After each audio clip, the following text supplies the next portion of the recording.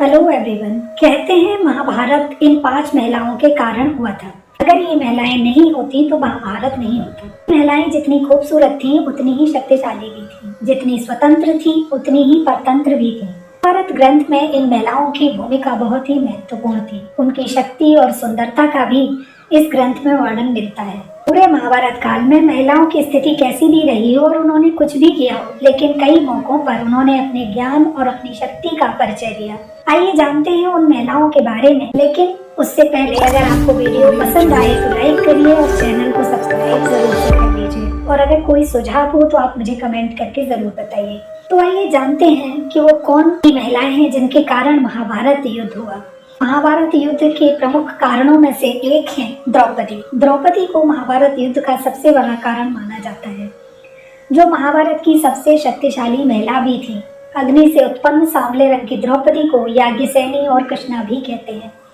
द्रौपदी 5 पांडवों की पत्नी थी। द्रौपदी ने सामाजिक परंपरा के विरुद्ध अपने बड़ों की आज्ञा से 5 पांडवों के साथ विवाह किया और दुनिया के समक्ष एक नया उदाहरण ही नहीं रखा, बल्कि उनसे सम्मान भी पाया और अपनी छवि को पवित्र भी बनाए रखा। कहते हैं कि द्रौपदी ने ही दुर्योधन को इंद्रप्रस्थ में अंधे का पुत्र अंधा कहकर उसका अपमान किया था।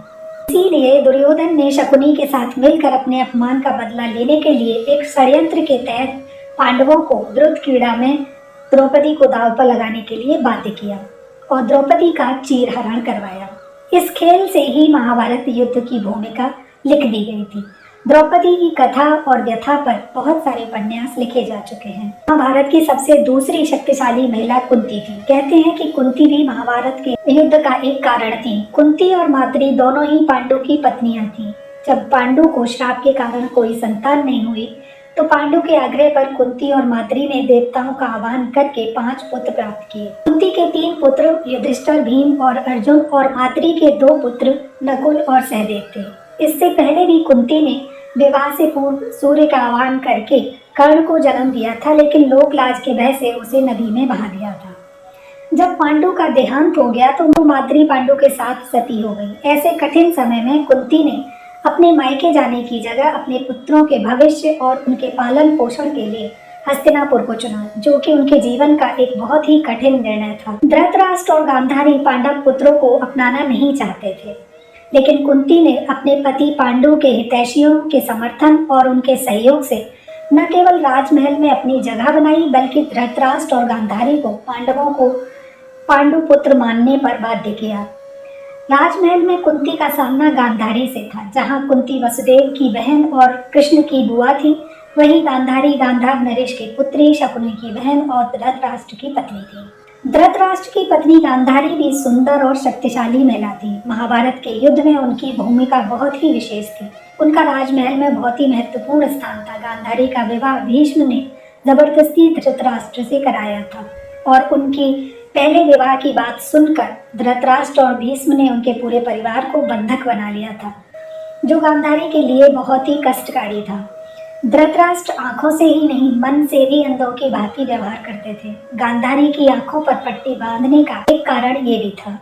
पांडु पुत्रों के राजमहल में आ जाने के बाद से ही गांधारी और उनके भाई शकुनी को ये चिंता सताने लगी कि कहीं कुंती के पुत्र सिंहासन ना ले लें। ऐसे में शकुनी और दुर्योधन पांडवों के प्रति व्यवहार को वो अनदेखा करती रही। कहा जाता है कि शकुनी भीष्म और धृतराष्ट्र से बदला लेने के लिए दुर्योधन का प्रयोग करके षड्यंत्र रचता रहता था। गांधारी मानती थी कि महाभारत का युद्ध कृष्ण की वजह से हुआ है। उनके सारे पुत्र भी कृष्ण के कारण ही मारे गए हैं।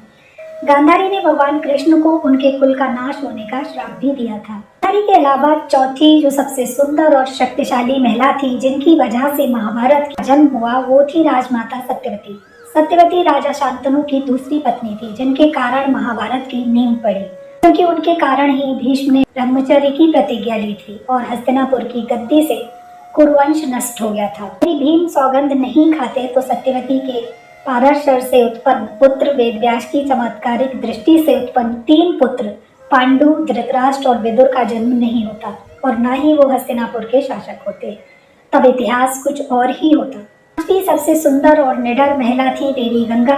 वो भी कहीं न कहीं महाभारत की भूमिका में थी। अगर गंगा शांतनु के जीवन से नहीं जाती तो शायद महाभारत की नींव नहीं पड़ती। महाराज शांतनु की पहली पत्नी थी गंगा। उन्होंने शांतनु से शादी करने के लिए 3 शर्तें रखी थी कि शांतनु उनसे कभी कोई प्रश्न नहीं करेंगे और ना ही उनके किसी कार्य को रोकेंगे। जब भी इन दोनों में से कुछ भी उन्होंने किया तो गंगा उन्हें छोड़कर चली जाएंगी। शांतनु ने उस समय उनकी बात मान ली थी, लेकिन जब गंगा ने उनके 7 पुत्रों को नदी में प्रवाहित कर दिया और वो जब 8वें पुत्र को लेकर जा रही थी तो शांतनु ने उनको रोक लिया और उनसे प्रश्न किया कि वो ऐसा क्यों कर रही हैं। गंगा ने उनको उसका कारण तो बताया, लेकिन शांतनु के रोकने के बाद भी वो उन्हें छोड़कर चली गई। इससे पता ये तो लगता है कि वे बेहद ही शक्तिशाली और निडर महिला थी, लेकिन महाभारत की भूमिका कहीं न कहीं वहीं से शुरू हुई थी। महाभारत की ये सभी महिलाएं अपनी जगह बहुत ही सुंदर और शक्तिशाली थीं और कहीं न कहीं किसी न किसी कारण से ये सब महाभारत युद्ध में शामिल थीं। इनमें से आपको कौन सी पसंद है मुझे कमेंट करके ज़रूर बताइए और अगर वीडियो आपको अच्छा लगा हो तो लाइक कर दीजिए और चैनल को सब्सक्राइब ज़रूर से करिएगा।